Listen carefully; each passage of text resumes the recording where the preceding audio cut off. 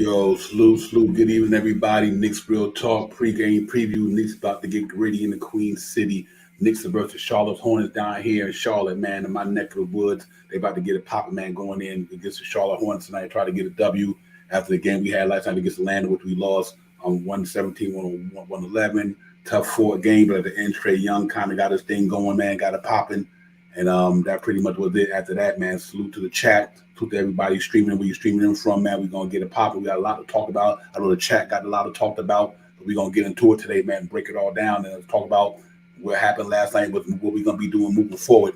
So it's like I said, salute to everybody, man. I hope everybody had a great day. I'm in here with my partner, crying, Shy Powers. Shy Powers was good, fam. Salute to you, Divine. Salute to the chat. Let's get it.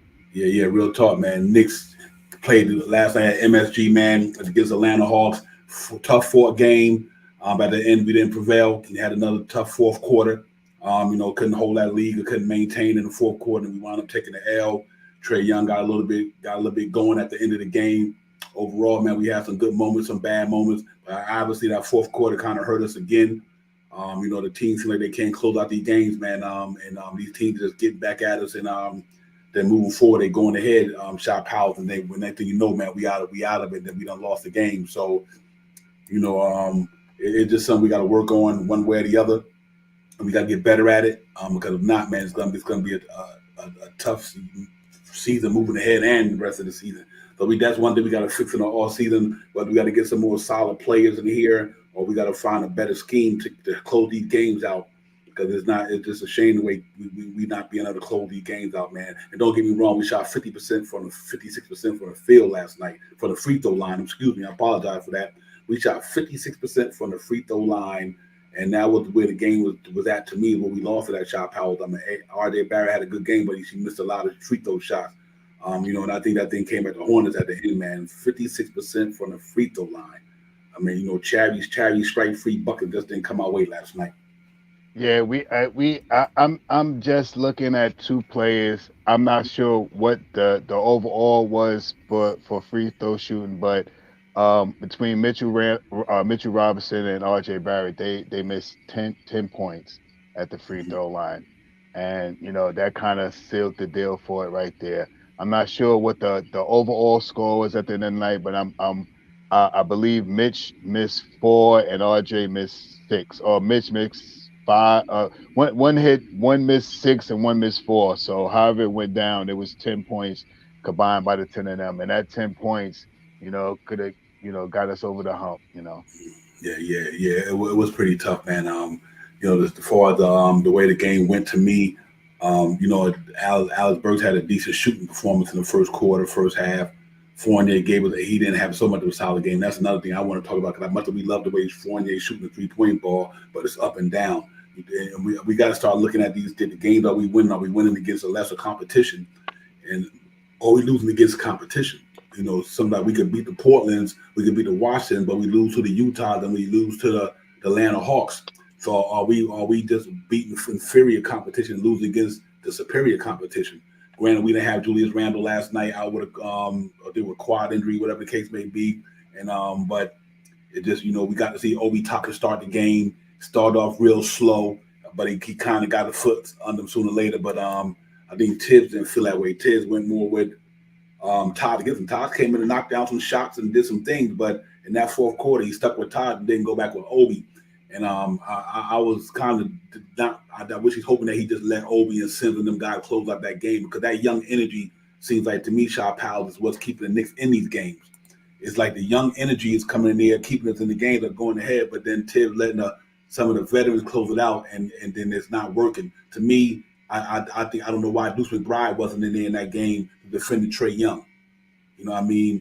And things of that nature. So that's where I was a little disappointed at. It was like you got a guy there who's a defense-minded point guard like McBride, but you don't put him in that game to try to contain Trey Young. I didn't even understand that whatsoever. But them the things that the fan base and the guys that we all upset about is that Tibbs, sometimes I know he favored the scene that he got a right to, but at the same time, you got to go where it's working.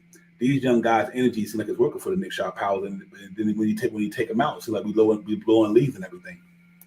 Yeah, salute to Cash Out. That is 100% right. Alec Burks did have a good game yesterday, but what is 21 points when you're giving up 45 points? Like you say always, Divine. What is make getting 21 points and you let this guy run amok on us with 45 points? So w- I was hoping to see more of the young guys playing on this guy last night, man, but to no avail. We didn't see McBride in there. We didn't see Grimes in there, and Trey just tore us down with against Burks. Now, not to say that McBride would have made a bigger difference, and not to say that Grimes would have made a bigger difference, but who knows? I think with younger legs, more younger mindset, more in the age range of where Trey is. I think they would have made the shots a little harder than those easy shots that I was seeing he was making against Alec Burks. He was just lighting Alec Burks up, man. And it is what it is, man. The game is over. Alec Burks did come out there and try to help us out. He started hitting his short jump shot. He hit a couple of threes. He made some good passes and stuff like that. But right now, well, I think from this game forward, I mean, we still got a chance, but the chance is real bleak right now. The chance is really, really bleak. The last two games that we lost really put us in a hole, and especially losing against Atlanta because that put them an extra full game ahead of us. So, right now, in order for us to maybe make a chance at it, we got to win the next 10 games, or at least nine out of the 10 games. And we got to hope somehow, some way that the Hawks go 6-4, something like that, 3-7, 6-4, 3-7. They are a 500 style team this year, and it is possible that they could go win 6 games and lose 4 games, or win 4 games and lose 6 games rather. But the way they played us last night, with the way Brogdon and Trey was smoking us last night, I'm optimistic. I'm hopeful, but logically, I don't see us coming out of this hole. I think I I think it's about that time to let these young boys just go out there and rest Burks, sit down Fournier, and just run that 9-man young team out there and see what happens. Yeah, yeah. I'm pretty much it's a wrap. And here's why I say that. With Julius Randle down, Mitchell Robinson down, all these guys down, you got Miami Friday. You know what I mean? You got the Miami Heat Friday.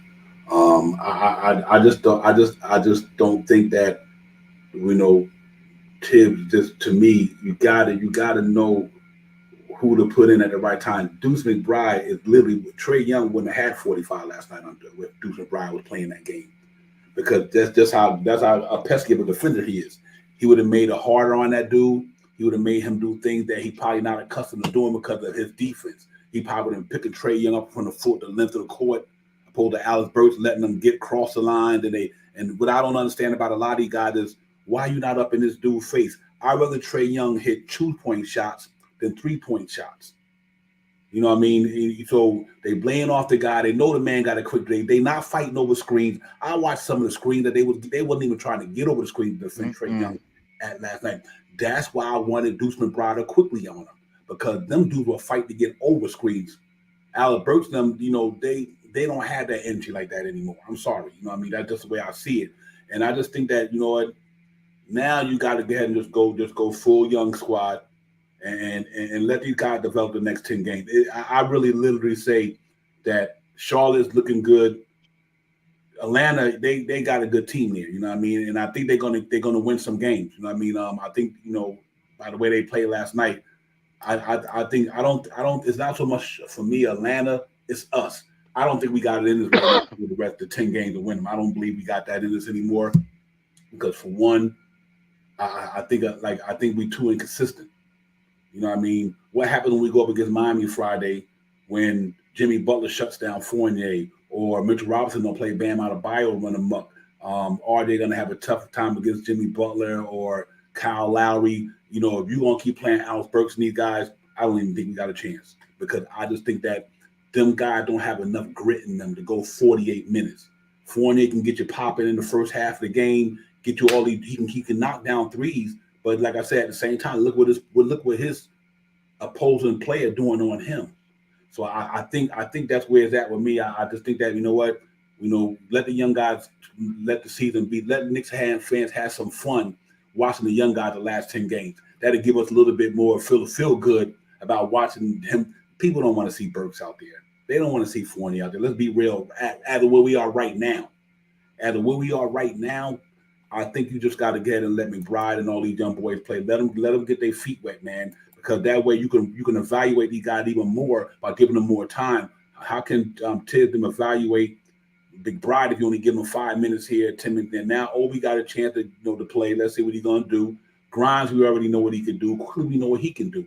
So now you gotta let Jericho Sims, Obi Toppin, and McBride get a chance to show what they could do for a long stretch of time, not for 5 minutes here, 10 minutes here. Shot power. And I think that's why I think it's just time for us to go ahead and get and let these young boys finish the game out and see what they can do the rest of the season for me. Yeah, that's facts, man. And another salute out to the professor out in Lee. You right. What I watched last night with how RJ played last night, he really I don't want to say imitated or played as uh, Julius Randle does. How Tibbs ran the offense around RJ last night was what you would see how Tibbs has played this year. Randle style ball, put it in his hands, let him create, let him either make the shot or make the pass, and he did that last night. He changed Randle for RJ last night. So this is another thing that we have to look at with the style of basketball that Tom Thibodeau plays, and we see that as said that Tibbs will be our coach for the next year, and um, I'm happy and sad about it. I'm on the fence about it. I want Tibbs to get the third year because this is the ending of his contract. He has 3 years with 2 years that's optional. So let's see what he does. Let's see what he has, and what team he comes with next year to see if he can implement some 21st century defense instead of playing that 19th century offense that he plays. Mhm. Yeah, it's a big decision. Even though they say Tibbs is coming back next year, that don't mean that will be the case. Right. You know what I mean? That's what they might got to put out there now. And I'm all for bringing them back. And I don't like shuffling coaches every 2 years, but at the same time, depends on what direction they are going in. If the Knicks going to go rebuild, that's a different story. If they're going to go keep trying to fight and go to the playoffs and all that, then maybe that's a different story. But I think just like the Knicks players, Tibbs got to kind of over the summer change up his philosophy a little bit too. And I'm a Tibbs supporter, but I also do think Tibbs need to reevaluate the way he playing these guys. Maybe stop letting him play the whole first quarter, then take them out. Maybe just give everybody 6 minutes here, 4 minutes there into the game, take them out. Even Julius Randle, you don't have to put Julius Randle in from all the way to almost the end of the first quarter, then put Obi Toppin in. Let Julius Randle play 6, 7 minutes, then put Obi Toppin in for the rest of the first quarter. Then that way you can give Julius Randle his 30-something minutes, but you can't have him playing the whole first quarter almost with 1 minute left, and then you put Obi Toppin in the second quarter. I just think that to me, I don't like to see Tibbs do that. You know what I mean? As far as RJ, man, you know what? He's a young man. RJ is a 21-year-old dude. 21 years old. You know what I mean? I don't expect RJ to get tired like Randall would. I mean, Randall's 27, 28. RJ is 21. 21 years old. He got enough energy in him. Like he said, man, if Tibbs want me to play 58 minutes, I'll play 58 minutes. These guys want to be out there. I really believe that. I think they really want to be out there, but I do think that we got to find a way to. Tibbs got to find a way to change his style, his approach to the game a little bit more on the off season, because I just think that it's going to run thin. Then what's going to happen next year if we start losing? Fire Tibbs. You know what I mean? Shot power, you're going to hear the boo birds out there in the garden. You didn't hear it this year, but who knows to say if we come into next year, we doing this thing the way we doing it. You just don't know. So I think they got to really sit down and talk about that, man, and see he if we're going to bring Tibbs back, or what player are we going to bring back. It's going to be a real important all season for the Knicks. They got a lot of decisions to make in the all season. You got to worry about Randall. I mean, not Randall. You got to worry about Mitchell Robinson. What you're going to do with him? You got to worry about Cam Reddish. You're going to extend him. You got RJ extension coming up. You know what I mean? You got to think about, where are you going to extend Obi, because Obi only got one more year left. You know what I mean? His rookie deal wasn't 4 years. Then you got to think about obviously we know Kimba not going to be here.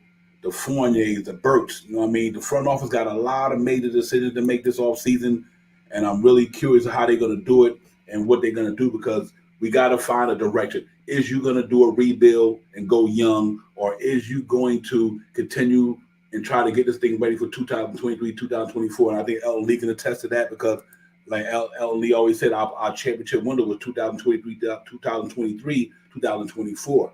You know what I mean? So, and are we going to stick to that process, or are we just going to say, you know what, let's just go another route? And I think the fan base probably 50-50 on it, you know, and I'm curious to see what the guys think and the women think, that what direction should we go? Should we continue to try to get these major players in here?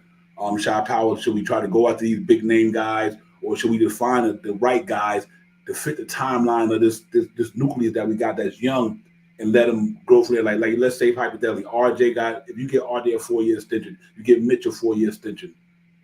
Do you bring in a guy? What guy do you bring in to match? Like, I can see the Jalen Brunson's only guy because they on a timeline. But I don't know. What's your thoughts on where do you want to see the Knicks go next year? What direction do you want to see them try to get better and go up in the playoffs, or do you want to see them kind of just, you know, let these young guys find their way and build through that way?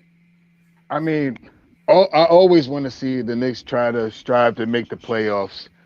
What I think will happen in this offseason, I think there's three guards out there. There's three guards, and a guard that I would like for them to look for.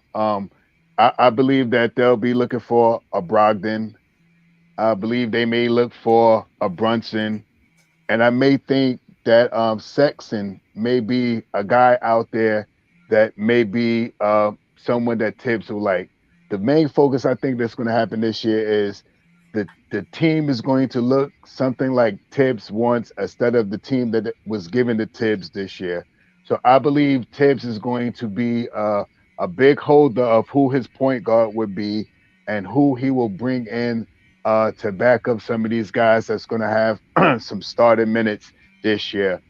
Um, I think that they're going to go more with the youth movement. I think they're going to try to get off of Burks. I think they're going to try to get off of Noel. I think they're going to try to get off of Kemba, and I also think they're going to try to get off of Fournier. I think they're going to try to get off of those guys, because I don't think next year Fournier will be a starter if he's with the Knicks. And I don't know if Fournier is ready to sit the bench. I don't know if Fournier feels that he can't come in and be a starter. So I think they may try to move on from Fournier. And would probably be one of the better times to try to move on for Fournier, because he's lights out shooting right now. You know, he's shooting the lights out. He's about to break the record this year from John Starks. And I want to say this: he probably would have broke the if Randall would have played and set those screens that Fournier likes, because Fournier didn't hit. He hit two or three shots, 3-pointers last night, and he did not look fit, and no one was setting solid screens for him to come off and shoot those 3-pointers. But back to we just need to make some moves, man, and pick, maybe we'll go young and get one or two veterans to stay on the team. You know what I mean? See what happens, man. This off season is going to be a big off season, and I believe our first round pick that we have this year will be part of some type of training block to get something that Tibbs really wants, not what we need. We don't.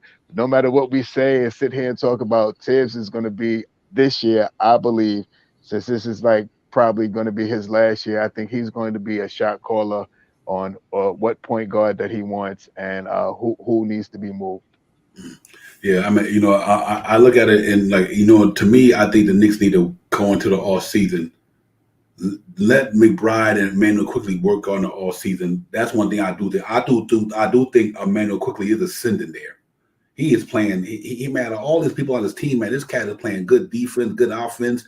His numbers is just as good. I think if the point guard situation comes down to it, I think you got to see how his off season gonna go. That's a good Emil. That's a good point right there, my brother. Real talk. You never know. That's another probability. Emil, full of salute to you, my brother, for coming in. We appreciate you too. That's a really good possibility there, man. It's just so many things that's going to be crazy. So we need to bring in a point guard because like Cash Out said, McBride probably can defend like Brunson. Like you look at his stroke last night. Why he hit that nice knockdown, that beautiful three ball. He defending. I still believe that you got to get a young man the time to develop on the court now that we are in the situation that we in. Because I do think Deuce McBride could have an impact on the Knicks next year. I think we have to go with that, and that's why these 10 games. I think you got to do that because if anything might happen, you do believe that what we're going to do with Randall. Are we going to retain Randall? Are we going to try to put him in a trade? Or are we going to get and come back with Randall and get and roll at that 4-year extension? Or like Emil said, do we take Mitchell Robinson, which I hope they bring him back, but at the same time, it's really not only on the Knicks. He's an unrestricted. He can go wherever he want to go. Because much as we want the Knicks to bring Mitchell Robinson back, Mitchell Robinson might get a better offer somebody else and leave. Fact. So he's not set in stone. Much as I want him to come back, it all depends what happens. So, we got to start. They got to look at a lot of possibilities because if they don't sign Mitch by the end of this season, by the last game of the season, if the Knicks don't extend Mitch, he might could walk. And here's another thing the Knicks can't bank on doing a side of trade. What about Mitch don't want that? It's another scenario. What I mean by that is Knicks might want to make a move with a team to do a sign and trade, but Mitch might not want to go to that team because he is unrestricted. He could go where he want to go. So it's a lot of things that are going to take place in New York next year that we got to be prepared for. A lot of guys like Mitch. A lot of guys don't have a problem with Mitch being here, but at the same time, what do Mitchell want? So that's one thing we do got to really keep in mind about Mitch. Like in other words, his destiny is in his own hand. Chop Howard's like the Knicks don't control his destiny. Mitch Robinson go where he want to go. You know what I mean? And so that's another thing that the Knicks gonna have to you know what? I don't have a problem with that neither, Emil Fuller. I think that will be a good look for Julius Randle to go to Portland. I really do. I believe that's a good fit for them because they need to do like Julius Randle, who can get buckets in the inside. Because in order for Dame to stay there, you got to bring somebody in there that's qualified to do what he could do. And Julius Randle could be a good double guy for Portland. Then not only that, Shop Howard, he don't have the pressure of being in New York no more. The spotlight, the big lights, the fan base. He can go out in Portland and maybe there's not a lot of pressure like it is over here. You know what I mean? Because I think what I just come to realize that we need guys who can come in New York and handle the pressure. You know what I mean? Handle this pressure and not up and down, peaks and valleys. Like I said, granted, salute to Evan Fournier for knocking down threes, being a better three-point shooter, but that's all we asking him to do. I mean, I won't be satisfied with Evan Fournier knocking down three-point shots. Some people might do that, but not me. Because I could have kept Reggie Bullock, and he might not have knocked down as many as Fournier did, but he would have had a lot more defense. So I think for the amount of money that Evan Fournier getting, 18 next year, because he got 2 years left with that deal with a team option for the third year. I don't know if I'm comfortable with. See, people say you need shooters. Quentin Grimes can shoot the ball. I think Quentin Grimes knocked out 7 3-pointers in one game. So I do think we got a young guy there that's on the cusp of doing that, and I think they're going to get better. So, like you said, we got a lot of people we're going to move, and we're going to probably have to try to move them. But if they don't move Evan Fournier and them, then I just think his defense one-on-one, to me, is not suitable for the Knicks starting lineup. I think he can come off the bench and score 25, 30 on somebody because he didn't got the pressure guarding the best players in the league. And not because he's not an average defender. He's been trying to defend better lately, but I don't think he really got it like that. You know what I mean? So it's a lot of decisions we got to make with this guy, man, and Julius Randle and we know RJ Barrett's the mainstay. What are we gonna do with Cam Reddish? You know what I mean? I don't know how. Yeah, I think so. I think you're right, Emil. I think you might have the attach assets to move Evan Fournier, but to me, it's a movable contract with only 2 years left, and with that team option. So it's curious to see Shaw Powell's that. What do we think these guys are gonna do? And I just think that we got to find a way to go either direction. And I just think that's the first thing we got to do: go either direction. If we're gonna go slow, are we gonna speed this thing up and go do like we used to do the old niggas? Let's go get some talent and Jack Joker the whole week and compete. So it's gonna be interesting what they're gonna do. Yeah, it is definitely this off season is going to be very interesting and something for the chat to stay in contact with, because we're going to be putting out content all year long until we tip back off again, man, because there's going to be so much stuff that's going to be out there. Who's going to be trading? Who wants to come here? Yada yada yada. If we're going to keep the same roster and just pick up, move one or two pieces, it's so much stuff that's been circulating, and as time comes closer to the circuits to the situations, we'll be here to talk about it, because this summer is going to be something special, and this is going to be a summer that in a long time. I'm going to be looking for some big moves, some small trades, some moves to get some of these guys off our books, to get salute KJ, salute, to get some of this money off our books, to look for a strong point guard that we need to do. I hope that the Knicks can offer Mitch a nice piece of change, but what can we do if we offer Mitch $14 million and someone like Miami offers him 17? Or what can we do if the Mavericks offer him 20 million? What can we do? The next thing that we could do is just look for another player.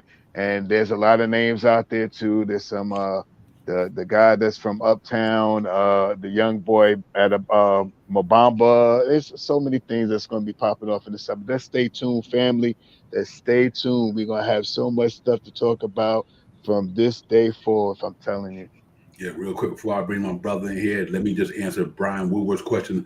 Brian, I would do that. I kid you not. If we know that Zion Williamson going to be all right with that foot, I would do it. I kid you not. Julius Randle. See, one thing about Julius Randle also got to remember too, he's a Southern boy from Dallas. You know what I mean? He's Southern. Mitchell Robinson, they Southern guys. They Southern. They got that Southern mentality. So I would throw. I ain't gonna lie to you. If you can get Zion Williamson here for Mitchell Robinson, sign him with Julius Randle, and I'll do it. I kid you not. I would do it. You know what I mean? Because I do think that he's that box office. You know what I mean? But I'm concerned about the injury part of it. That's the only. Other than that, if you told me the New Orleans Pelicans was willing to send Zion Williamson to New York for Julius Randle, sign and trade with Mitchell Robinson, some draft picks, I would have to do it. You know what I mean? Because I think it makes all the sense to me. You know what I mean? I just think that boy is that good. Him and RJ, Grimes. We got a lot. He fits the timeline too. He young. Him and RJ, Cam Reddish, Grimes, quickly, Obi. That's a nice timeline for it. They can grow together. KJ, and that's why I wouldn't have a problem doing this to answer Brian Woodward's question.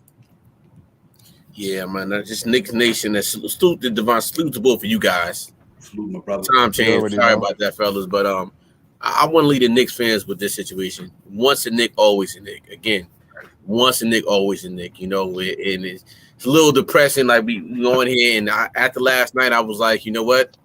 I'm throwing in the towel, guys. I just believe that it's not looking good for us. We need a miracle right now. Things can happen, but I'm at peace right now with this team. Like I like the young pieces. I'm looking forward to the summer now. Looking forward to the summer. I'm looking forward to see what we're gonna do, like with this coaching staff and what the front office is gonna do with this team. You know, but I do believe we need a real big splash this summer. You know, we got to throw all the cards that's on the deck, throw them all out there right now. What else do we got to lose right now? We seeing what happens, and so throw Luxury everything out. tax, everything. So that's what I want to see, guys. Yeah, man. Yeah, because to me, I agree with you. It's just about what direction we're gonna do it. We're gonna go, but you know what it is, KJ and Shah. We got a lot of nice young talent there. You know, we do. We got guys. Like I said, I am very impressed with Quentin Grimes. You know what I mean? Yep. Yeah. And I'm really Facts out impressed to with me. Quentin Grimes, man. I just think that he's that 2D, that 3-and-D guy who can knock down the three ball, can defend real hard. You know, them the guys I want to see play the rest of the way, because I just thought that if Tibbs would have kind of allowed them guys to play last night, there's no way you can't tell me that McBride wouldn't have slowed down Trae Young a little bit compared to Alex Burks, because of the youth, the energy, the long arm. He is literally he is a defender.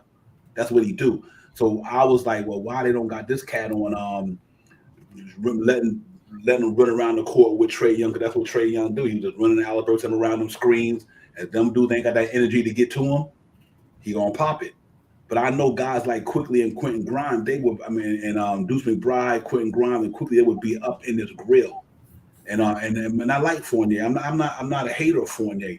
I just think that his defense one-on-one is just too tough to deal with when he had a two guard. You got some really solid two guards in this league. You know what I mean? You got some guys who big, strong, good, athletic, and jump, and quicker than he is. And sometimes they just, Evan Fournier, the 10-year veteran, good dude, good player, shooter. But when you got young guys coming out here like the Greens of the world, these strong, athletic young cats who can just jump over you quicker than you are, just get past you. It's putting him in a tailspin. So if we do keep Evan Fournier, Lou Williams done made that much money coming off the bench. I don't got to probably pay Evan Fournier 18 coming off the bench, because as long as you getting that production, it doesn't matter to me. You know what I mean? I just think that last night, I just thought that they should have had put Quentin Grimes, because we talked about Evan Fournier the other night in the Garden knocking down all these threes, but what happened last night? Because you know what? He knocking them down against inferior competition. You're knocking them down against Portland, a G League team right now, the way they decimated. We're knocking them down against Washington. But what happened against Utah and Atlanta, the better teams? So it's like we smashing the inferior teams, but superior teams we losing to. So that's what's interesting to me. And he didn't even play down the stretch last night. I thought, like, when he pulled McBride and put Burks back in, I was like, I think the score was like a 111-108 at the time. Mm-hmm. I think the Knicks were up, and I'm like, I understand. We were there. Well, I forgot whatever the score was. And McBride got us back, and he came in, made points. He made like 4 points for us, and after that, it was it. But my thing is, again, it's another game where, damn, man, you could have played McBride some more because of the defensive side. We need defensive-minded players. We need a player like a Marcus Smart and a PJ Tucker on his team. Give me those two. As far as defense, we need those type of players that want to be here. Like, it ain't about scoring. We got RJ. We got people that can score, but it's about the defense. Defense-minded game. And last night, Trae Young, it was just Trae Young in New York. It's just something about him playing in New York City. He owns the stadium right now, the arena. He owns MSG when he comes in. So, something about the bright lights of MSG that he could perform well, but our players is like, we can't stop him. So we can't. We got to be able to stop a player like that, man. And again, last night showed you how bad we need defense. We need defensive-minded players on this team going forward. Yeah. Because you know what it is to me too. Shot Power as well. You know why Trae Young do what he do in the Garden? Because they letting him do it. You know what I'm saying? Sometimes you can't let nobody come up in your gym and just run amok on you. That's what I mean about Alex Burks is not that gritty dude. I tell you what, Elva Payton wouldn't allow it. And that's real talk. Elva Payton wouldn't allow that. You know what I mean? Like, sometimes you just got to let a cat know you ain't coming up here doing that. I don't care if I get ejected. Not something to hurt the man. You don't want to take nobody's bread off the table. But at the same time, you got to let this cat know you're not coming up in our house and doing this. And I think that's the problem with me is that we don't have them guys like that right now. Maybe Grimes might be that dude. McBride might be that dude. but it seems like Fournier and them guys. Every time we in the game, we go up, them guys come back in, we lose a lead. If that's not telling you, as a Knicks fan, I don't care how many 3-pointers he shoot. If that's not telling you, every time we in a game or we up a game, when he take them guys in, take them out and put them back in, the lead evaporates. So that to me, that got to be a sign that these are not the defense-minded guys that we need on this team. I don't care how many points Fournier shoot. If Fournier give up, he shoot, make 13, 17, he give up 25, it didn't mean nothing. Right. So I think everybody getting infatuated with him breaking John Stark's record. They're getting infatuated because he knocking down three. That's not the only part of basketball. We should not pay a guy $19 million just to shoot a 3-point shot. I don't think that, to me, I think that is not legit to me. I don't, so you can get LeGrimes as a shooter. Grimes can do what Evan Fournier do. Once he keep getting the rhythm, before he went out, he was doing pretty good. So, I mean, off the bench, I agree. If you want to keep him off the bench, I just think that, man, our defense is not what it was. It's not there. You know what I mean? Shout out to KJ. We had an identity last year. Our staple was we're going to lock these cats down. We're not going to let you score on us. Knicks was one of the few teams last year. Then I pass to you right quick that they didn't go status quo with the lead. Let's see who can outscore each other. Last year they said no, we're not going to let you score on us. Right. And look what happened. Look where they went, 41-31. But now it's like we trying to keep up with the lead. When we wanted Fournier and Kemba Walker, we kind of went to what the league was doing.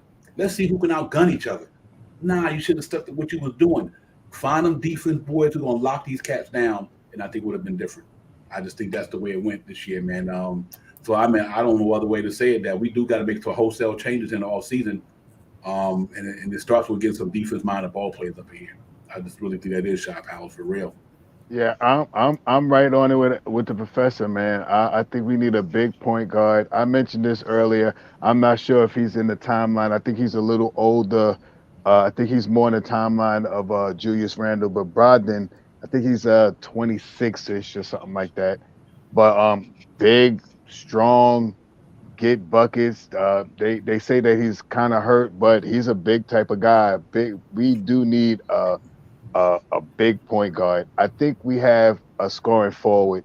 I think in the off season, these two guys, RJ and Reddish, they get together. They start, running some reps together. Come back into the season next year. I think those two guys will be 2 and 3 right there. I think with Reddish coming onto the starting unit, I think that pushes RJ back into the number 2 spot, and we need to get a dominating point guard. We have to get a point guard, and if we could keep Mitch, I would love for us to keep Mitch. But if we can't, then we are going to have to look for a guy that can also rebound, but can also be an offensive threat as well. That can guarantee you, that can get 10 rebounds and 12 points almost guaranteed every night. And there's a couple of guys out there that's going to be talked about. Mo Bamba, yes, D Nice, that's the name that I had in my head. So that might be something that we need to look to. Mitch don't want 14 million. I think we could get Mo Bamba with 12 million. 10, 12 million, So there's some things out there that just can be, we just talking right now, just throwing stuff out there. But it's a couple of things out there that what we talk about right now is good to put it out there in the air. But I think, me personally, I think this year the team is going to be picked by Tom Thibodeau. I think Thibodeau is going to get a team that he wants to put out on the floor and to fight to make the playoffs next year. And I think this year wasn't a Tibbs team. I think next year Tibbs will get the team that he wants, and we see where we go from there. Yeah. Hey, KJ, here's something that's interesting to me. We better not count on Cam Reddish being here next year, because they was about to trade him at the deadline. He was in a deal with the Los Angeles Lakers for Alex Burks Cam Reddish, quit Taylor Horton Tucker go to Toronto, we was about to get Gordon Dragic. That's where, to me, the dilemma with Fournier and all these guys coming. Because if you keep Fournier, you're not keeping Cam Reddish. You ain't keeping him. The money, you ain't gonna have the money for one.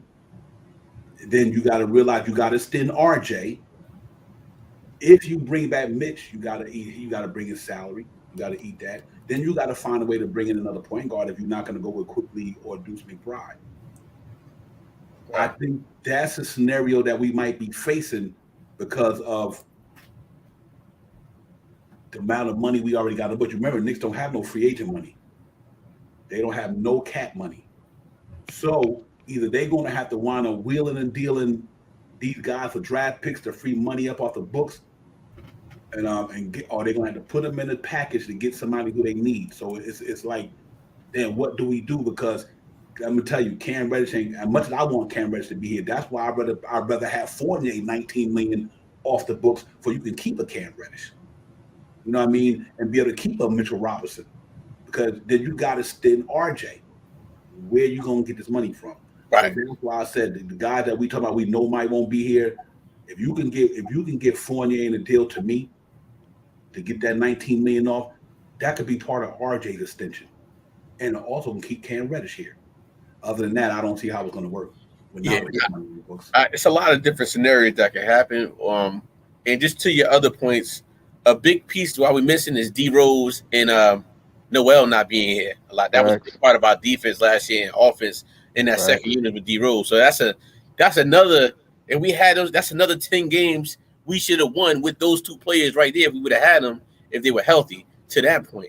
But to the other point, Devon, what you just talked about, we're basically going to be doing what the New York Giants are doing right now. Now I got to segue into them, but what the new GM at New York Giants doing as far as shredding money and getting these serviceable players, we got to get rid of. We're going to get rid of. To me, you're going to get rid of Evan Fournier, you're going to get rid of Alec Burke, and you're going to get rid of Noel. That's a lot of money right there you're going to get rid of, because you gotta find something. You see, with all these players, Noel wasn't here. Evan Fournier was wishy-washy. We're playing good now, but we know he's only good for threes, but defense is terrible. And D Rose, I mean not D Rose. Who was the other guy I said? And said Evan Fournier, Noel, Alec Burke. Mm-hmm. Alec Burke, you can sell high on these guys right now. Like if this is a trade deadline right now, people be calling the Knicks like, hey, give me Evan Fournier right now. Look what the guy look what Alec Burke can do. These guys are still serviceable players on good teams, right? So we shred their contracts. Shred those contracts. That's a lot of money that we can have right now. At least start with those three first, and then we can talk about Mitchell Robinson, RJ Barrett, Cam Reddish, and then the biggest fish there is Julius Randle. What are the New York Knicks going to do with Julius Randle's contract? Do they sit him down and say, you know what, Julius ain't working. Look, we're going to try to get you a contender, and then we can have all of that money. You know, that's why I said this summer is probably going to be one of the biggest Knicks summer in a long time, because we got infrastructure, but we also got some what ifs. If we did this, if we can get this money, but now we got draft picks, we got draft capital, now we can get some money, now we can get some players that we want in here. So the biggest thing is, the question is, can the Knicks play with Julius Randle still? That's the thing. Or who, if we bring this player in, can he play with Julius? Is Julius still going to be the same player he is? You know, so it's a lot of what is right now. But guess what? I'm sitting back and I'm ready for the ride, because I like what I see in the young Knick talent right now, with a Grimes, with a McBride. Look, guys, we got a lot of stuff to look forward to right now. A lot. And that's more things that we could talk to that we haven't talked to in years. But you know what? I'm excited for it. But it is sad that it doesn't look like we're going to make the playing game.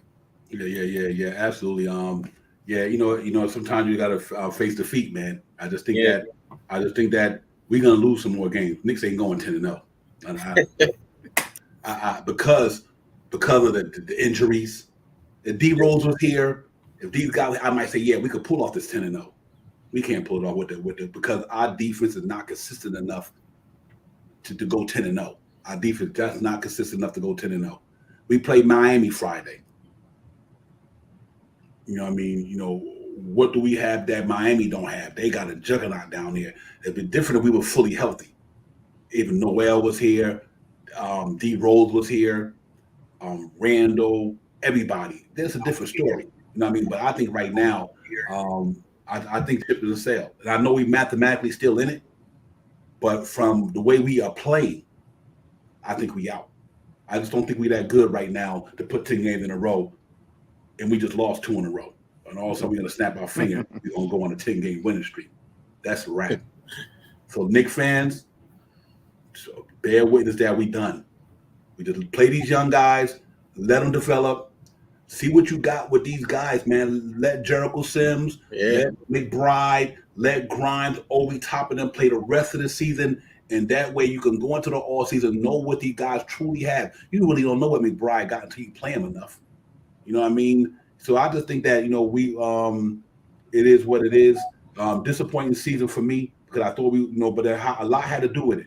I think we wouldn't be on tip so much if Derrick Rose wouldn't have got hurt. If Kemba Walker would have worked out, if Nerlens Noel would have played the whole season. I mean, he just literally just robbed us for $10 million.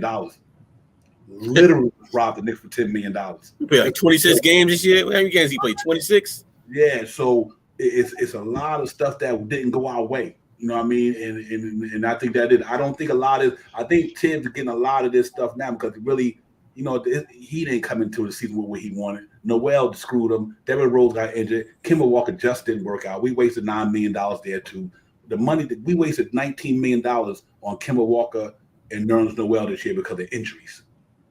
Nerlens Noel got injured a whole year, $10 million. Kemba Walker injured the whole year, another $9 million. And then you got COVID protocols. A lot of our guys was out here and there. So a lot of things went into the season. So I just don't want to put it all on Tibbs and the players. A lot of stuff went the wrong way. It didn't happen for us. You know what I mean? And it happens. We ain't the only team been through this where you come into the season with high expectations, thinking your team going to do this, and then all the stuff start snowballing. Injuries start happening. This start happening. Guys didn't come out the way they wanted them to come out at the beginning of the season. And next thing you know, we down here. So I think now we've got 10 games left. Just let the young guys play, man, and let them go out there and develop. I just think it's the easiest thing to do. Shaw Powers and KJ, I did this. I don't know what other choice we have, to be honest with you. Yeah, I mean, that's basically what we got to do, and it's something that we just have to.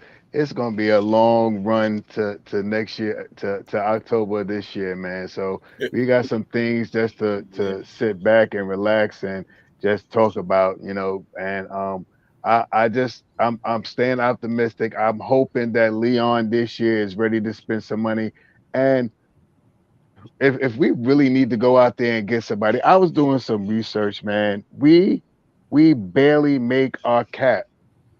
We barely make our cap. Last year we made our cap because we had about, I think it was like 60, 70 million dollars last year, and we filled these contracts to make our cap.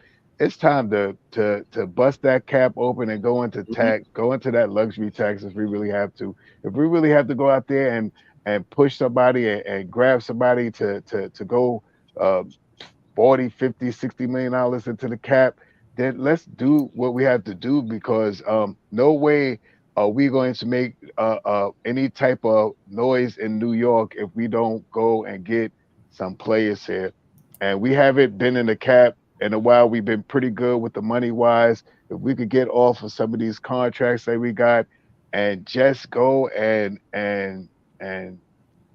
we have to get we gotta get a point guard, man. We have to get a big time 6'4", 6'5", 6'5" point guard, or a strong scoring point guard, 6'3", 6'4", that can score and also that can penetrate and get some assists, man. So I mean, this is going to be an interesting summer. We got the Donovan Mitchells, the Saxons, the Brunsons. I'm going to throw this name out there too because I see a lot of noise about this. And if my brother's listening, I know you're going to hate to hear this. But Murray, they also talk about Murray from San Antonio.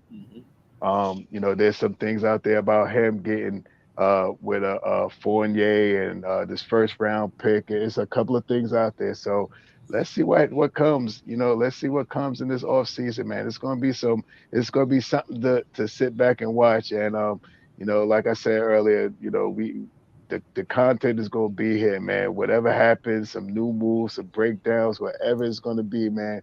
You'll be all right here with Knicks Real Talk. Word up. Yeah. KJ, for me, like I said, the season's not a wash if you let these young guys play the last 10 games. Right. But you will give the fan base something to feel good about. Yeah. I mean, we might not then make the play-in, but at least if you play these young guys the last 10 games of the season, just let them go out there like they're in summer league. You will have a lot of Knicks fans feeling good. You know what I mean? A lot of us feeling good because we get to see the product that we want to see. And we know what Fournier could do.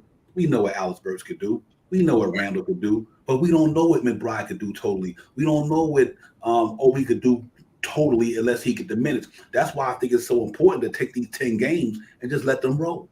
Right. Because, you know what these other guys can do. The season is over. What other than Fournier breaking Johnson's record, everybody feel good about that. It is what it is. It's just a record. That's not. Yeah, that doesn't make nothing to me. If anything, I would John start to keep the record close. So, but KJ, for me, man, it's like to save this season, to have Knicks fan base feel something good about, play all them young guys. Just sit the rest of them down. We're not going nowhere. Here's another reason I say that. Do you want to take a chance on Evan Fournier or somebody getting hurt? Right. Then their trade value ain't gonna be good.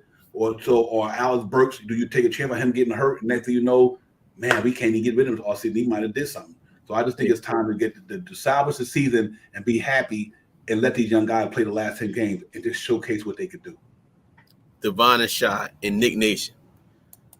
I'm about to make you all smile right now. This is why a big trade is coming. Incoming draft picks for this year only, 2022. We own a first round, right? We got 2 second round draft picks from Charlotte. Mm-hmm. And we own 2 second round draft picks this coming year, 2022. 2023, we got 1. We own 1, right? And then we own the Dallas 2023 first round draft pick. Facts. In Detroit, second round 2023. Facts. Utah, second round 2023. And we also own 2 second round draft picks in 2023. And then it's crazy. It gets even crazier. Like we got so many draft picks within the next 3 years, right? We could dish up a first round draft pick in 2024 for a star right now. And that star could be Damian Lillard because we have draft capital. And guess what? We don't make playoff playing this year. Guess what's going to happen? We get another draft pick this year. So what I'm trying to tell you all, what's going to happen this year, we're going to swing for the fences because we have the one thing these guys did, we got draft capital. We have draft capital, and this is what's going to happen this year because at the end of the day, guys, if the Knicks do what they did last year, we all going to be at the Garden saying it's time to fire Leon Rose, World Wide West, and Tom Thibodeau if they don't swing big. My sermon is done right now, guys. Mm-hmm. Yeah, man. Hey, I can see that happening, and Keith, man, I'm on you on that, man. But here's what I'm hoping. The reason why I'm so tuned into moving Julius Randle is because you got a player like RJ that pretty much is on the ascent. I don't think Julius Randle and the Knicks fan base going to be able to put up with that for the next 4 years. I don't care what nobody say. The minute Julius Randle go in the slump next year, it is going to be crazy. Yeah. So why not get talent for talent? You know what I mean? Julius Randle was a talent, but maybe his time in New York might be worn thin. Everybody bring him back. I get what you guys saying, but are we going to sit up there and put up with Julius Randle catching tantrums, 1-on-1, 4 turnovers, 3 turnovers a game? I mean, it's you might can go get somebody worth, even if they not that talented as Randle, but they got enough talent. Because here's the thing: let's just hypothetically say you try to find a way to trade Randle if you're not going to use quickly McBride as your point guard, let's say I'm not even opposed to trading Randall and a silent trade for Jalen Brunson. Here's why: you can go get a power forward.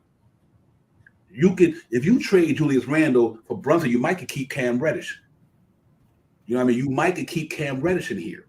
You know what I mean? But if you don't trade Julius Randle or Evan Fournier, I hate to tell you the bad news. I don't know if they're gonna be able to keep Cam Reddish here. Facts. You know what I mean? I don't know, because you got to try to sign Mitch. Like I said, you got to try to sign RJ Barrett. You know, you got a lot of guys coming up for extension pretty soon. 2 more years from now, quickly be ready for some money. What about if he keeps ascending? I don't know. You know, I really don't know who you could trade him for. But Randall's not a bad player, guys. Let's not get it twisted. Randall is a double machine every night. I just think that in our team this year, I wouldn't trade Julius Randle if it wasn't from all the stuff he went through this year, Shy Powell and KJ. It wasn't for the shut the, you know, up, throwing the fingers down and, you know, I don't care about all that stuff, but it's the other part that concerns me. It's not his skill set. It's a lot of people would take Julius Randle. Julius Randle got a big contract. Julius Randle made $20-something million. He's worth it. Julius Randle is worth his money. Right. Let's not get it twisted. Julius Randle is worth his money. I just think in New York, I just think that because of what he went through with the fan base, KJ, and I know you got to get ready to roll him in, so I want you to get the last tape so you can get up out of here. I just think that what he went through with the fan base and the organization, he done been fined $155,000 this year. $155,000 he's been defined this year. So are we going to want to continue doing that, or just time to cut bait with him? Right. See, the reason why I want RJ over Randall, because we drafted RJ. You know what I mean? We bought RJ here from the draft. We bought Mitchell Robinson from the draft. You know, RJ is going to be fine. Once he go in the offseason and practice that three-point shot and that foul shooting, RJ Barrett's going to be all-star material. Right. Mm-hmm. He is. So I'd rather take RJ, get a player that can blend in with RJ, and even if they're better than RJ don't, even though if you sign RJ to an extension, that don't mean he got to be the franchise player. He could be one of the cornerstones of the franchise. Let's say hypothetically, I'm just hypothetically this real quick. Let's say if you do get a Donovan Mitchell here, him and RJ. We know who Donovan Mitchell is. But him and RJ, I'd take Donovan Mitchell and RJ compared to Randall and RJ, because one, they don't affect each other's game. You know what I mean? And I just think that we need to move away from that one-on-one throwing the ball down to Randall and let him just sit there and back in the post. That shit is dead. He's not tall enough to do that. So that's my take on that. I just think we got to move on from him. Right. And like I said, yeah, I'm going to get up there soon. But the thing is, guys, in Knick Nation, women too as well, just look at everything I just said about those draft picks, right? And to your point, Devon, I agree with you, man. If we get rid of Julius and we can get a whole lot of other stuff, other players, because think about it. Look at the players that we got. So we got to figure, are we really going to say, you know, we're going to draft this player? We don't know what these players are. Right, we got to draft. You could look this way in college, but it's like, damn, how many years we gonna keep rebuilding? But we already got a young core in Sims, Grimes, McBride, Cam Reddish, RJ Barrett, Mitchell Robinson. I'm good with those 7-8 players right there, right? So you know what? Now if I can get rid of all these veterans I got and bring in more players and maybe draft 1 or 2 players in to what I want, why not? When I could get more assets down the line for training my big fish now. So that has to be the conversation that the New York Knicks have to have with Julius Randle too, is for the respect part. Because at this point, what do we have to lose as Knicks fans? Again, and I think I said the stat before. Before last year, how many times did we make the playoffs in the last 20 years? 4 times. You know when that 4th time was? The 4th time was last year.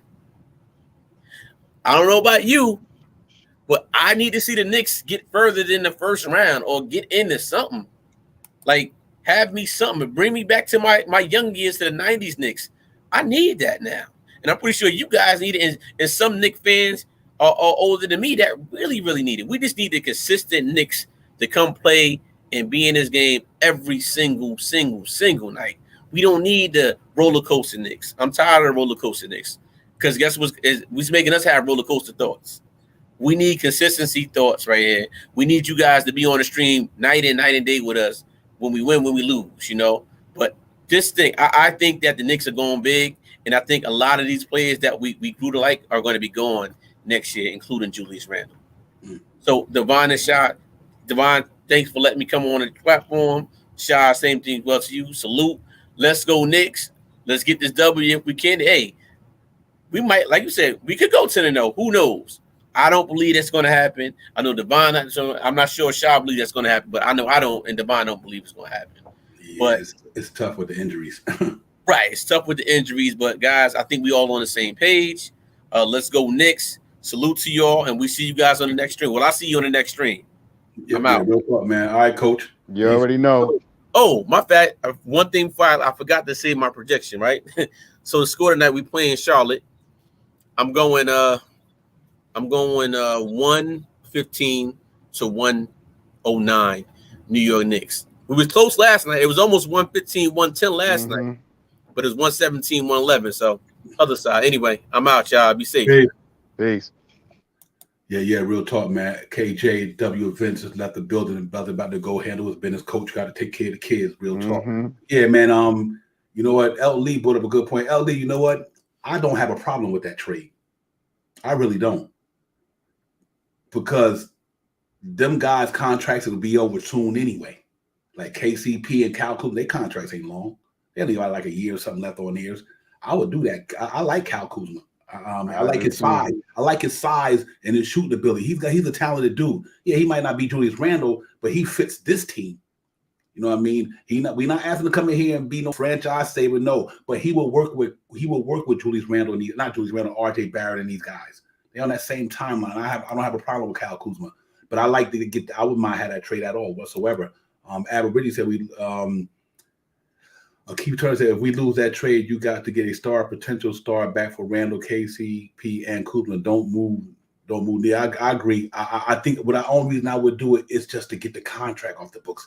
I do think that Kyle Kuzma contract is about done. I think KCP contract is done.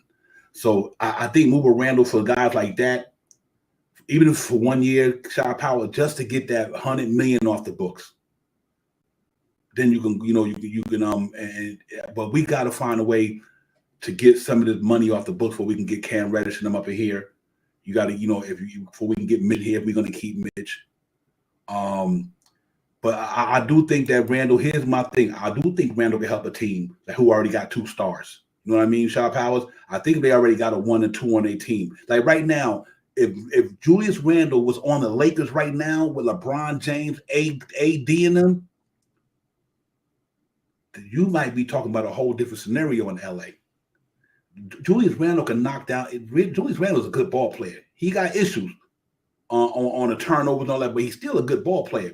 Can you imagine if he was with LeBron James right now for him, LeBron James and AD?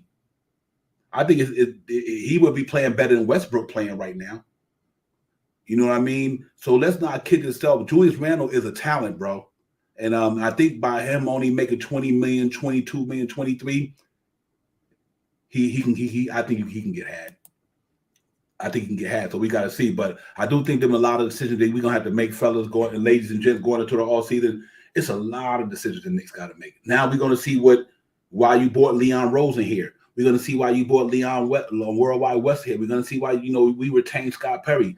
This year in the all season, you're going to see what these dudes are really made of. I didn't have a problem with the move they made this year. It just didn't happen because of injuries.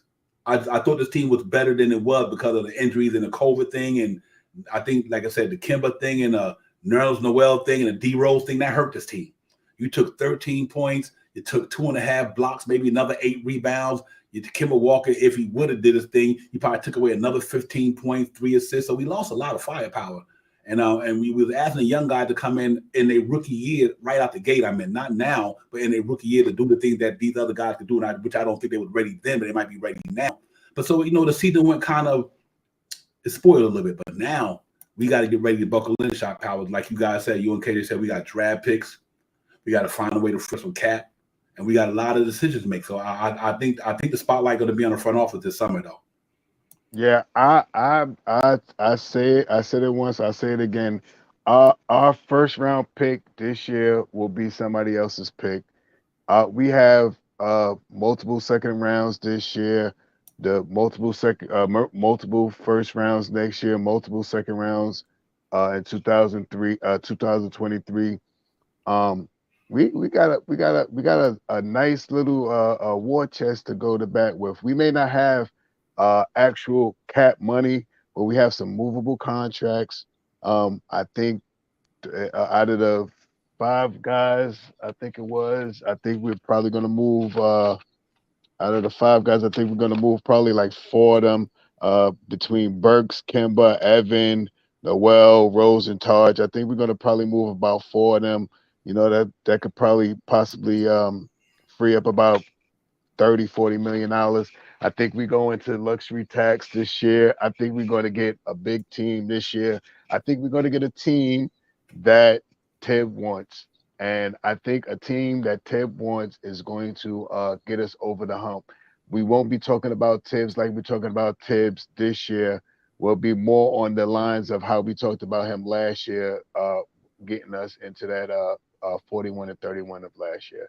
So let's see what happens, man. I mean, this is going to be an interesting offseason. Like KJ said before he got off, this is going to be I believe this wholeheartedly that this is going to be one of the biggest off seasons for the New York Knicks because of how much draft capacity that we have, and I think that's going to help us out to make some major some not minimal. It has to be like some type of major moves this year to grab up two or three guys. We may not see some of these guys that we have here this year, especially our veterans, but we may also miss some of our young talent. I'm not putting nothing. I'm not putting them out there, but I think Obi may be something on the trading block. I believe IQ may be talked about this off season. So it's so much stuff that's going to be going on, man. That's buckle up and get ready because it's going to be a full-hearted summer. Yeah, real talk. Yeah, I mean, everybody making great points in the chat, man. I'm glad y'all engaged, man. Keep it coming. Keep Turner, Elton, Leader, Professor, everybody, keep it coming, because y'all thoughts mean a lot. I'm glad y'all put it out there. Amar feel a good point there as well. Who are we getting? To be real, no one out there to trade for who isn't old or just as bad as Randall. Absolutely, it is a tough situation to be in with that. We don't know who. But let me ask y'all about the trade, this type of trade. And this type of trade, and if you can pull it off, would you do it? And if they would do it, Zion Williamson, Valanciunas, Randall, sign and trade Mitch, whoever else, and maybe 2 or 3 picks. Let me redo it again. Zion Williamson, Valanciunas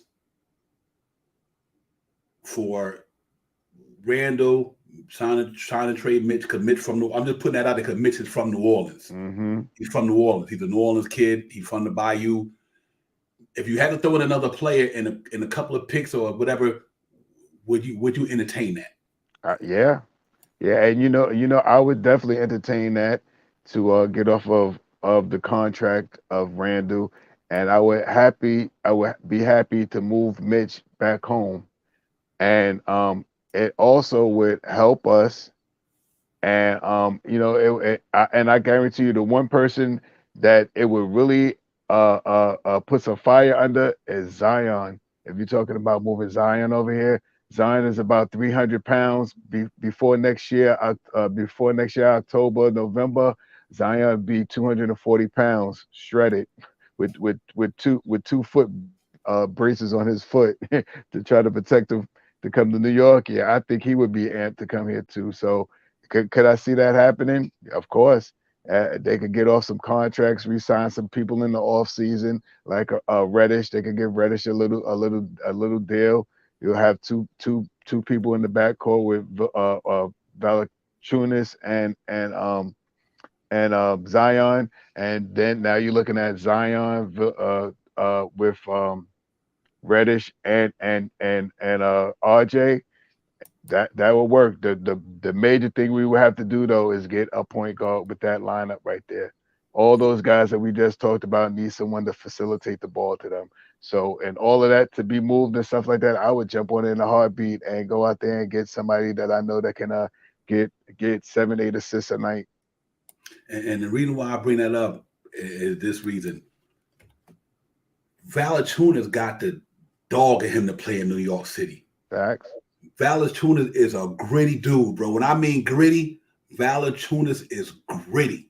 He would be that experienced center to go with all that youth. You know what I mean? Because no matter how much youth you have, you need a older veteran type guy. And then let's say if Todd's not here or Todd to go to, but Valanciunas still putting up good numbers right this year. You look at Valanciunas' numbers this year, he's putting up good numbers, but they just gave Valanciunas a contract. I don't know if it's 2 or 3 years extension. I'm not sure, can't recall. They just gave him an extension.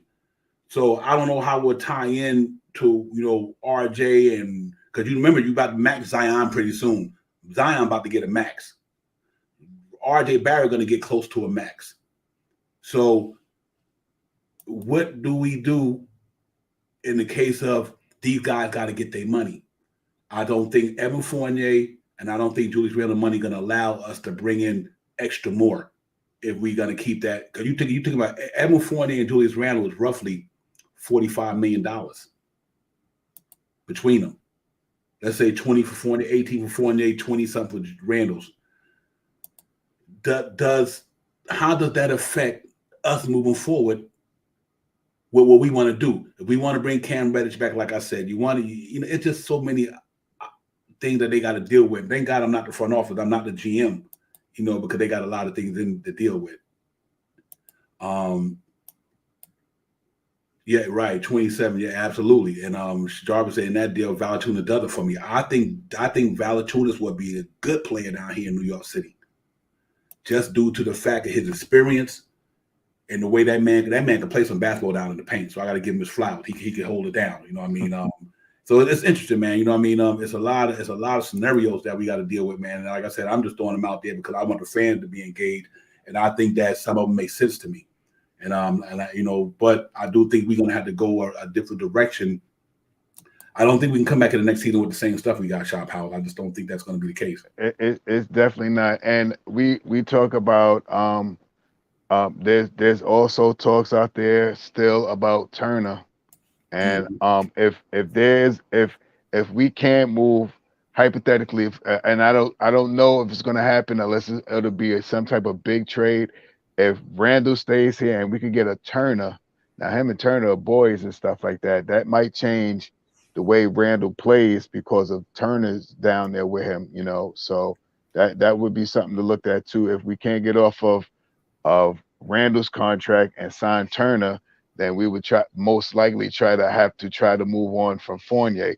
So, there's so many things there's so many options, there's so many things that we could put together to make a team that's going to be viable for years to come.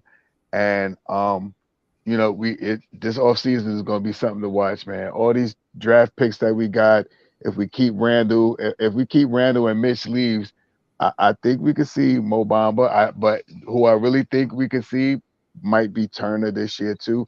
And yeah.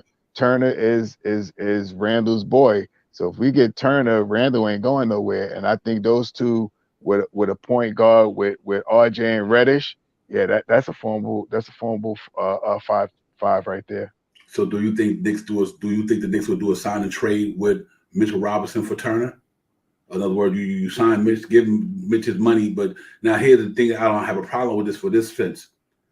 I think if Mitchell Robinson will flourish in Indiana with that young team, the way they built it, Duarte, who else they got out there? They just got in the trade for Sabonis, Hield, and all these guys. So maybe Mitch might fit out there in Indiana with Duarte coming up. The cats that they got in the deal for Karis LeVert and what they got in the deal for the whoever they got for Sabonis. Yeah, the Harrington, Halliburton. So think about it. If you do a sign and trade for Mitch and keep, Turner here, Miles Turner here, sign and trade with Mitch. Indiana had Mitch, Halliburton, Duarte. I guess Buddy Hield is out there. I'm thinking that he went in that trade. But then we know that Miles Turner only got a year left after this on that book, 18 million expiring contract. You know what I mean? I don't want to get middle with Robinson. Let me put that out there. I'm just trying to bring up scenarios, but if they do it, because you got to remember, Mitch controlled his own destiny. Knicks don't got no say so on what that man want to do. And I'm gonna jump in real quick on you too. If you want to bring in Turner and he gets 18, I think I think Mitchell Robinson to stay here for 18. Mitch be like, you offer me 18 or in a sign and trade, he might want to stay here, but I don't think we will offer Mitch more than 15. I think the max would probably, if we offer anything to Mitch, would be 15.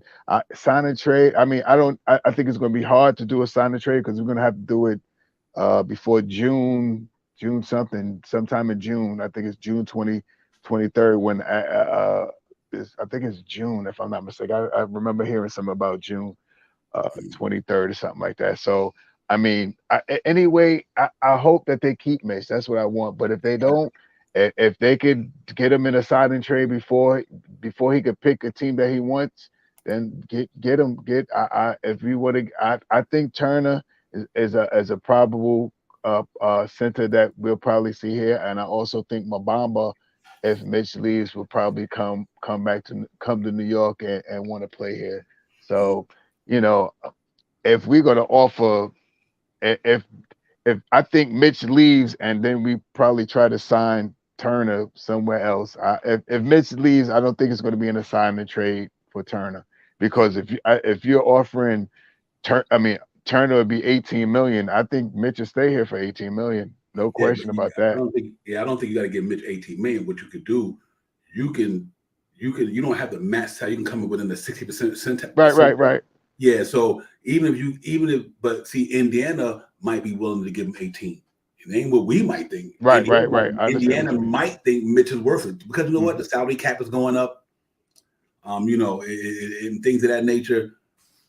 But just because, like, some people have got overpaid before, and I'm thinking that maybe somebody might say, you know what, like, put like this here. I think Pat Riley, which they talking about, they want Mitchell Robinson. I think Pat Riley would give Mitchell Robinson 18 million if they're going to bring him a championship. So if the Miami Heat decide they want to sign Mitchell Robinson and put Bam Adebayo at the 4th spot, it is game over. Mm-hmm. You understand what I'm saying? I think people are undervaluing what Mitchell Robinson is, man. Look when Mitchell Robinson go out the game for the Knicks. Good God Almighty. So listen, the reason why I say that, guys, they gave Rudy Gobert $40 million. That's $22 million less if you gave Mitchell Robinson 18. Rudy Gobert made $200 million on a 5-year deal. That's almost 40-something million a year for Rudy Gobert. And you can't give Mitchell Robinson $15 million. That's $25 million, almost $30 million less than Rudy Gobert. That's why I think the money, $15 million to me, if you can get Mitchell Robinson back for $15 million after giving Rudy Gobert $200 million. And granted, Rudy Gobert changes the game down there. But I think a healthy Mitchell Robinson and the right point guard, a pass first point, not a point guard who can score, a pass first point guard. Right. Then you might be talking about now Mitchell Robinson numbers might go up to 15 a game. Easy. With 12, 13 rebounds. If you get the right point guard in here. Because that's the reason why I got that's my issue with Alex Burks right now. He's a scorer. He don't look for Mitch. None of these guys look for Mitchell Robinson. None of them, but they don't look RJ. for Mitchell Robinson. That's the reason why I said, it's going to be very interesting when the season go by, because you got to keep Mitchell Robinson in New York. By all means, I think if you can. I think Mitchell Robinson could be that good, man, if you get the right point guard here. Mitchell Robinson been here 4 years, some injured, some not. But look who he had to get the ball to him. Alfred Payton. Let's go with the point guard in the last 4 years for the Knicks. Frank, he didn't play a lot. When Mitch got here, who was here point guard? You had the Burks. What's the name? Trey Burks and all these guys. Trey Burks. Give Mitchell Robinson a Ricky Rubio. Give him a guy, somebody who just know where to find him. It might be a whole different scenario. So that's so interesting about the Mitchell Robinson saga. It's like, wow, how do we address that situation? We'll see when the season's here, but it's going to be very interesting. Keith said the Knicks had run for 5 years. There was no rush to trade him unless he gets a deal you want. You know what? I agree with you, Keith Turner, 100%. What I'm concerned about, and I have to reiterate this, it's not Julius Randle's talent. I think the fan base is going to run Julius Randle out of New York. And it don't have nothing to do with his skills. I think the fan base is going to run Julius Randle out of New York because every time he goes through what he's going through, and you know our fan base, they love you 1 minute, they hate you the next. That's our fan base. You do good, they love you. You stick at the joint, they're going to let you know about it. Please. I don't know if Julius Randle can stay here that long if he's going to keep going through what he's going through. That's the reason why, to me, it's like, okay, you in a relationship, y'all keep going through stuff, but it's going to be a time where enough is enough. Let's just move on. I can't be with you. You can't be with me. And I think it's going to come to that point, I think, where the fan base is going to force the hand of the organization if Julius Randle if he keep going through this every year. When are they going to say, you know what? It's better to get somebody in here and start fresh than keep putting up with the drama. If Julius Randle come back here next year and he haven't learned from this year, then what does that mean? Does it mean that we're gonna put up with the stuff that we already arguing about now? We got half of the chat who don't want Julius Randle here, and we got some of the chat who want him here. So I understand both sides of it. I'm just trying to be logical about it. Whereas I like his talent, but I think that if the right thing come and you can get him to make the organization move forward, then you got to do what you got to do, because at the end of the day, it's business. You know what I mean? We locked in the Julius Randle for 5 more years. Mm-hmm. Are you, as other than Knicks fan base, going to put up with the ups and downs, the inconsistency all year long, along with the other stuff that come with it? That's something that you guys got to answer. I think, and I'm a Julius Randle guy, I think Julius Randle put the Knicks on his back last year, Shot Powers. I think Julius Randle put this organization on his back last year, carried us to the playoffs. You know what I mean? I think he was that dude last year. He was in a contract year. He wanted to get his money. That's what players do in a contract year. They play hard to get their money. Some keep elevating. But what's Julius Randle's ceiling now, guys? Do you think Julius Randle can get better than what he is now? Or what do you think his ceiling is? Because if you think this is his ceiling, what is he going to do to make this team better that you think he can't do now? So that's some of the things we just got to answer. You know what I mean? I don't know what's right or what's wrong, but I do think that we're going to have to come to that conclusion, whether Julius Randle going to be able to maintain with this franchise moving forward, and if the fan base is going to want to put up with it. So, yeah, that is the how do you say it? TBD, to be determined. Facts. That is going to be what, because who knows what happened with Julius Randle in the off season? Who knows how he gets his mind right, what he's thinking about. Julius may start hitting the gym and lifting weights and starting to try to make new moves, and Julius may come back next year with a true point guard, someone that could set him up to shoot that short jump shot that he likes to, that jump shot off, that short little jump shot that he likes, to set him up where he can really ISO, but it'll be an ISO quick move to the hole, to his strong part, to where he's strong at, So, I mean, I if we could move Julius Randle, I'm 100% with it. But if we keep Julius Randle, we also have to make sure that we get a point guard in here this year that can set Julius Randle up, to make Julius back to being instead of being a facilitator, being a offensive juggernaut. You know what I mean? Take away all those 7-8 assists that he gives up every day, gives up every game, and let him go out there and do his double threat, 20 points, 10 rebounds every night. So it's a like a double-edged sword. I could see Julius go if we could get a contract and move him and get him to go somewhere where he needs to go, and we could get the money off the book and pick up a couple of players for him. I'm 100% with it. But if we can't get rid of him, which I don't think we are since we just signed him, if we could get somebody in here to help him to facilitate the ball for him, and he goes in this off season and watches all the stuff when he went cuckoo crazy on us this year with the thumbs down and all that stuff, I think he could come back and have a better year next year than he had this year. Remember the first year he was here, everybody was ready to boot him out, kick him out, throw him to his triple spin moves in the lane and doing all that stuff. So, you know what I mean? He has another chance to stay here in New York and really prosper. And what he has to do is get it up here and get it in here. If he can get into this head, and if he can get into this heart that he wants to stay here and play here, I don't have a problem with him staying either. Yeah. I mean, you know what? To me, I'm good either way. Right. I'm good either way. I like Julius Randle. Like I said, I'm a Julius Randle fan, but at the same time, I'm just concerned about the other stuff. Right. I know what you mean, Divine.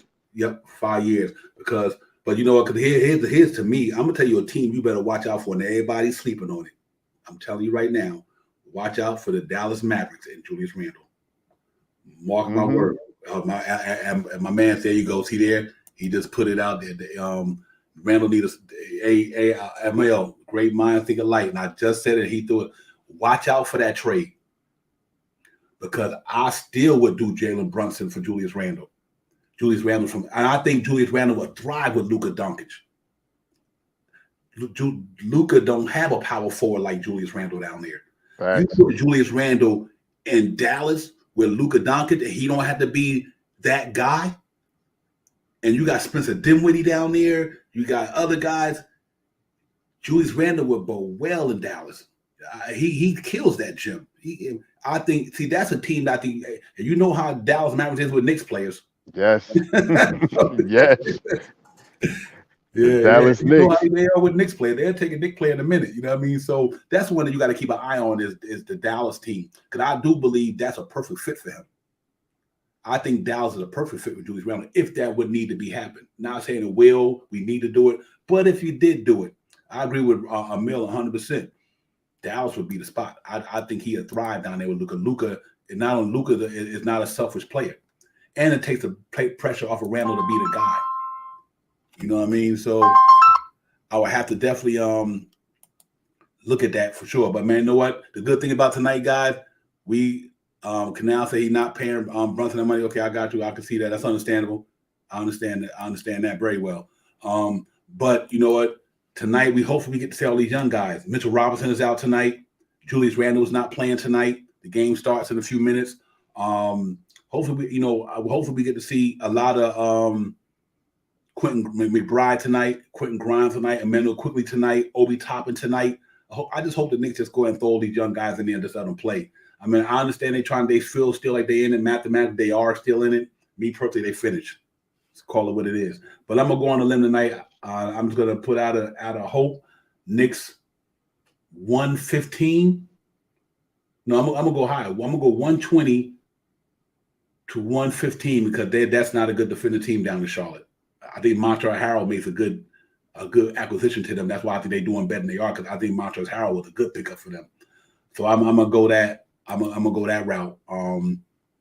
But let's go get it, man, and let's hope the Knicks win this game tonight. Hope we get a lot of young guys playing tonight. We need these guys to play a lot of minutes tonight. I want the young guys just to run amok tonight, man. Come on, Tibbs. You know, you gave us Obi last night. It should be. I want to see Jericho Sims tonight and the starting at the center. Obi Toppin at the 4. RJ Barrett obviously going to put Burks and Fournier in there, but that front line should be Jericho Sims, Obi Toppin, and RJ Barrett. That's what I want to see tonight. And then other than that, then when you bring McBride and Quickly and them guys, then you see a bunch of young talent there. So we're gonna see a lot of young talent tonight. Shop hours. I think it's gonna be fun to watch. We got to get it popping. I'm going to do it real quick. I think it's going to be a low scoring game. I think it's going to be 108 to 102. I think we beat them by 6 tonight. Tonight. Yeah. Okay. Yep. Yeah. Canal question. That's a good one. I'm not sure. He do control his own destiny. If the Knicks don't sign him before the end of this season is up, then he will become unrestricted, and he controls his own destiny. So that's a good question. I hope the Knicks bring him back. But but if they don't sign him before the end of the season, that man get to go where he want to go. They don't got no leverage on that. So we'll see. Yeah, I know, man. It's gonna be tough, but that's what happens when we put these young boys in there. With that, you're gonna lose some games, but at the same time, I think we get to see the maturation and get to see the growth and development. The next 10 games, we get to see the young guys learn, be out there, and get their feet wet, and get to take the NBA competition for a long time, not for 5 minutes, 7 minutes, 13 minutes. Just let them play man, and let them get that experience. So when we go into next season, you will know what they made of by the end of 10 games. You kind of got an idea of what these cats could do with a lot of minutes. This is a big thing, especially Obi Toppin. Do we know if the Knicks going to keep Obi Toppin and what? You know what I mean? So it's a big 10 game for him, Shaw Powell, just to see what he's going to do. But yo, salute to the whole chat, man. Y'all cats on fire tonight. We're going to do the post game tomorrow, man. Y'all hit us up. Knicks Real Talk. Me and Shaw Powell going to be in the building tomorrow. Knicks post game tomorrow night. And we'll see y'all there, man. But y'all enjoy the game. And salute to the chat, man. Y'all cats are always keeping it real up in there, man. Real talk. Salute to man, Emil Fuller for coming in. Emil, appreciate you, man. Y'all make sure y'all hit that like, subscribe button, running out the door. We're going to get back this thing popping tomorrow. We're going to talk about it again. We ain't going to win 82 games. Knicks Real Talk. We here each and every day, each and every way. We here. So let's get it. Let's go enjoy the game. And Knicks in Charlotte. Jarvis got a question. Would you like the Knicks to hold out Randall the rest of the reason? Yeah, you know what? I would, Jarvis. I literally would. Yes. I would. Hold him out. We ain't going nowhere. Hold him out. Let the young men play. Let Obi Toppin start the last 10 games of the season. That way you have enough time to evaluate him going into the offseason. Facts. You will know whether you're going to keep Obi Toppin or not. You know what I mean? So, yeah, man, sit Randall down. So you need to sit Burks or Fournier down. We ain't getting to play in. Sit them boys down, man. We might have to play them just so we don't tire the young boys out. But, yeah, sit them down. Don't give them no 32 minutes. They need like 12 minutes. Flip it. Get a young 12 minutes. Yeah, exactly. Yeah, hopefully we get the youth of energy going, man. And yeah, there you go. Catch our Sim starting with Obi. I hope that's Obi Toppin, and I want to see it. I don't care if they blow us out. I want to see them young boys get down, man. I just think that we need to look ahead. If we're not going to get this play in, it's time to let these last 10 games be Deuce McBride all day. Grimes all day, Quickly all day, Obi all day. Man, I wish Cam Reddish wouldn't have got hurt. Yeah. All these dudes, man. Just go let them play, man. Let them run them up for the last 10 games, and we'll be good to go. But guys, y'all enjoy it, man. We're about to get it popping. Salute to the chat. Everybody streaming, where you're streaming from. Thank y'all for coming in. You know how we do, man. Peace to everybody in the chat. That's where it's at. We'll see y'all tomorrow on the post game, man. We're going to do it. We're going to keep it rolling. We're going to be in tomorrow as well. So salute everybody. Go get it. Shop Howard, my brother. Thank you. I'll see you tomorrow, my brother. Salute. And I'll hit you up on the line later on, man. Peace. Let's get it. Yes, sir.